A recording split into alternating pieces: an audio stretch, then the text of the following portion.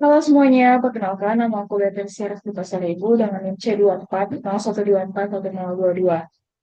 Pada video kali ini aku akan mempresentasikan seminar hasil dengan judul analisis pertumbuhan, reproduksi, makanan ikan, Pasareligen fauna yang ditangkap di perairan Teluk Banten.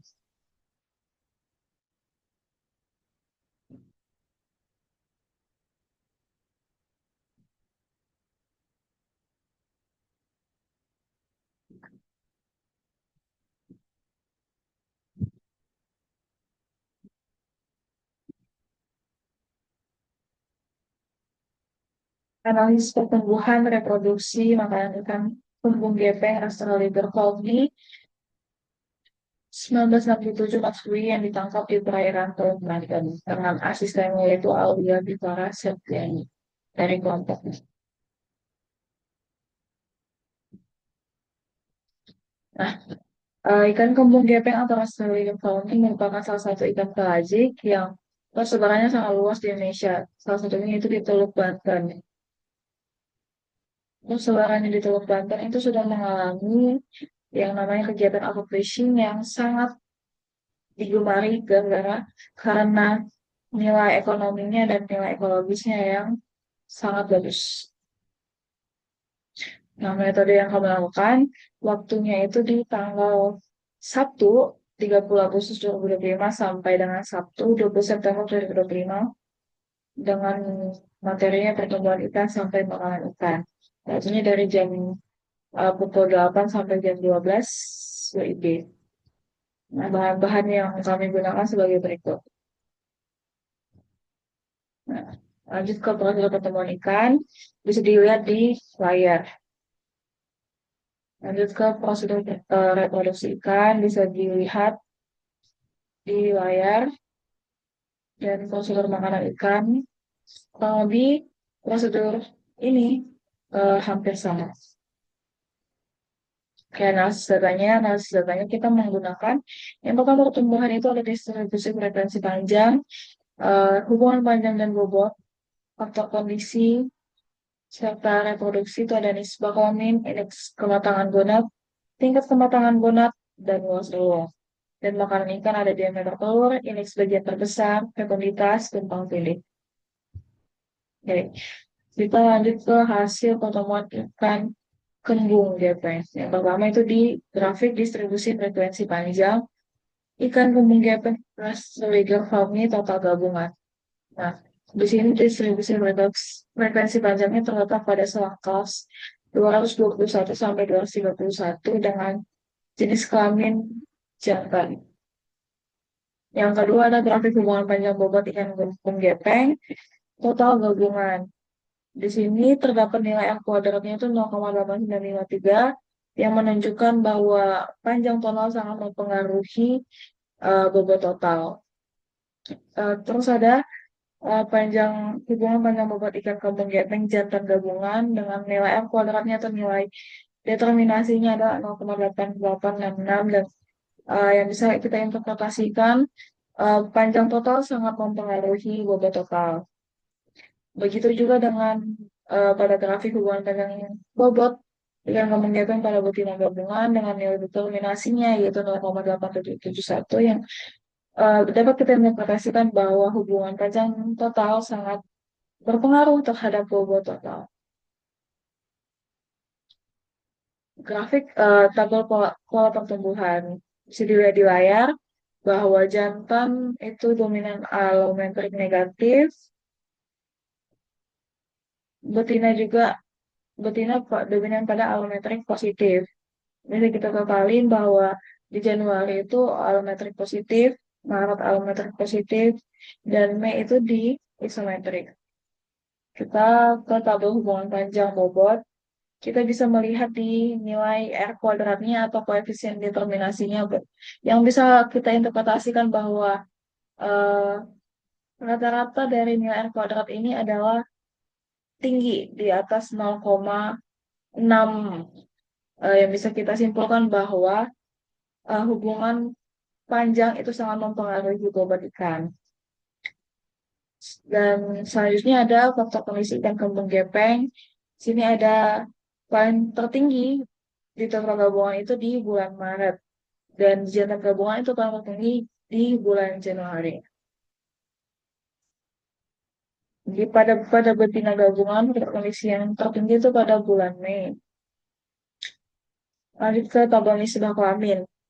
Tabel nisbah kelamin, proporsi antara jantan dan betina itu tidak seimbang.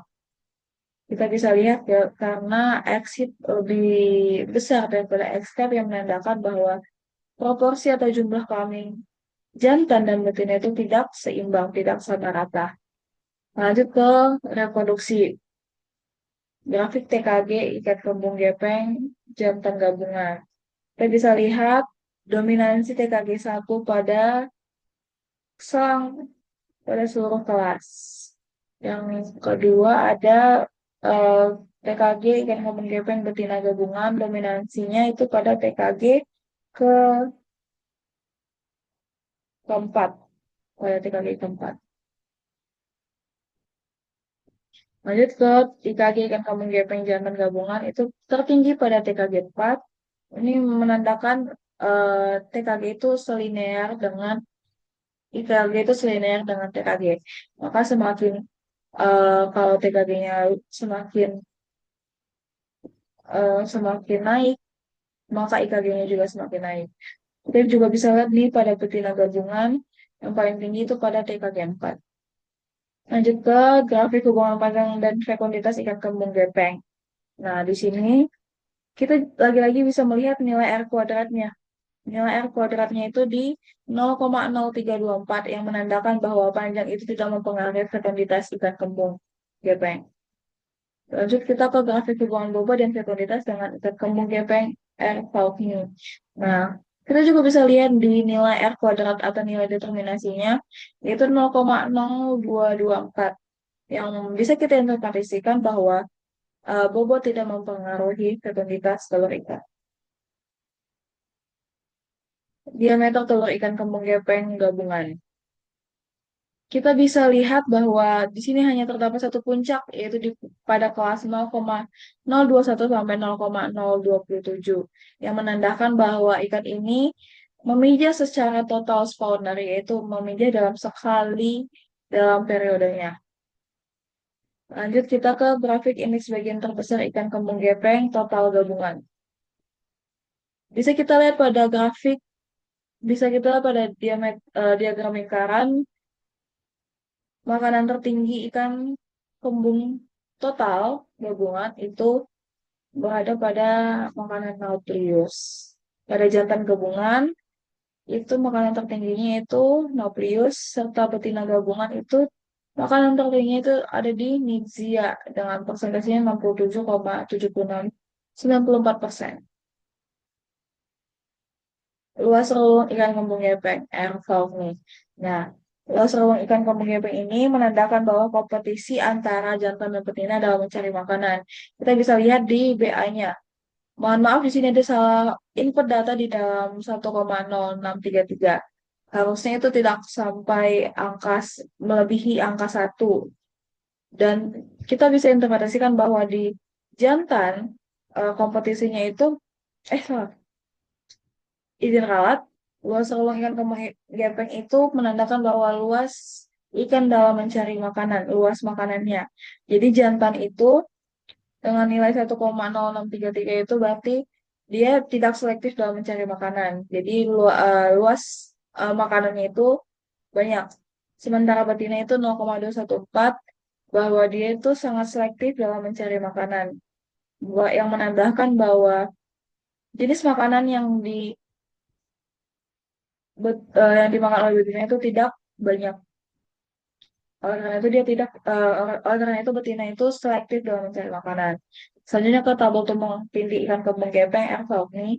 Tumpang tindih itu menandakan bahwa kompetisi jantan dan betina dalam mencari makanan. Bisa kita lihat di 0,3622 yang menandakan bahwa jantan betina tidak terlalu berkompetisi dalam mencari makanan yang menandakan bahwa jantan betina itu memiliki jenis makanan yang berbeda.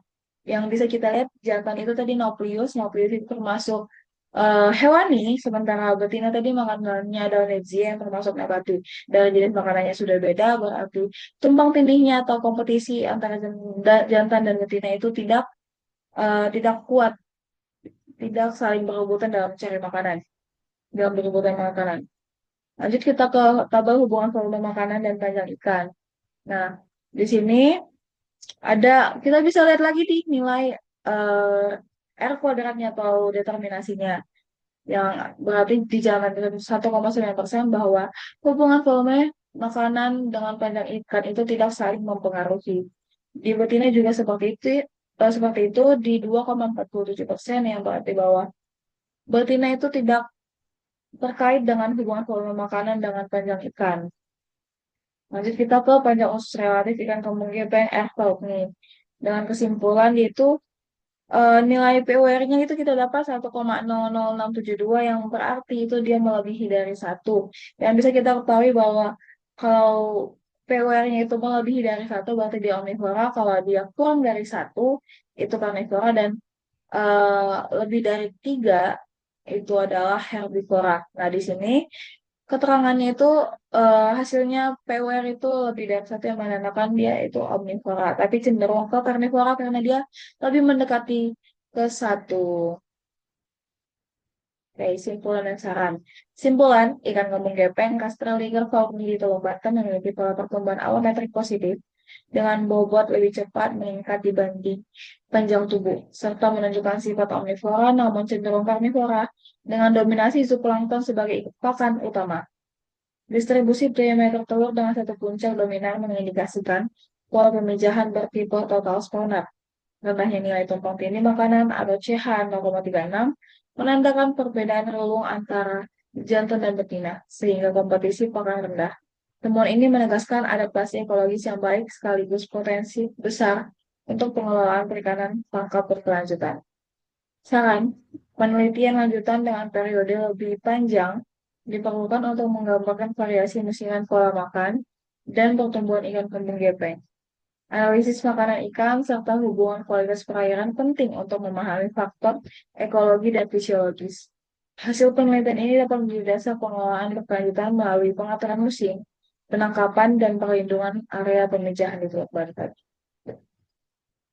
Sekian presentasi seminar hasil dari saya. Mohon maaf apabila ada kekurangan dan terima kasih.